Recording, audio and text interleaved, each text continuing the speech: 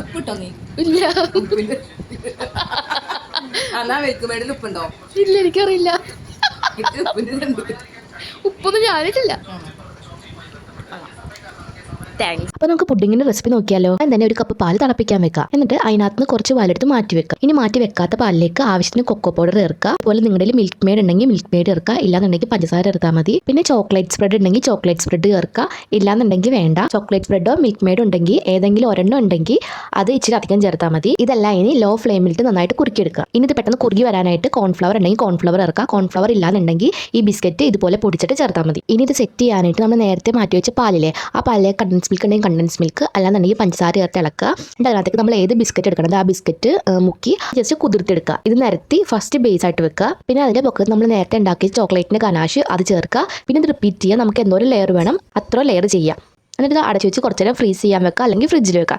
ഞാൻ ഫ്രീസറിലാണ് വെച്ചേക്കുന്നത്. ഞാൻ 2 hour ഒക്കെയാണ് ഫ്രീസറിൽ വെച്ചത്. എന്നിട്ട് എടുത്ത് ഞാൻ അപ്പോൾ നല്ല അടിപൊളിയായിട്ട് വന്നിട്ടുണ്ട് കേട്ടോ. അപ്പോൾ നമുക്കിനി അമ്മക്കുറിച്ച് കഴിക്കാൻ കൊടുത്തിട്ട് അമ്മയോട് എങ്ങനെയുണ്ടെന്ന് ചോദിക്കാം. Pudding super. അതാണോ? നല്ലതാ. കുറ്റങ്ങൾ എന്തെങ്കിലും പറ. കുട്ടികളൊന്നും പറയാനില്ല. ഉപ്പിട്ടോ നീ? ഇല്ല ഉപ്പിന്റെ എന്നാ വെക്ക് മേടിൽ ഉപ്പുണ്ടോ? ഇല്ല എനിക്കറിയില്ല. ഉപ്പിന്റെ ഉപ്പൊന്നും ഞാനിട്ടില്ല. താങ്ക്സ്.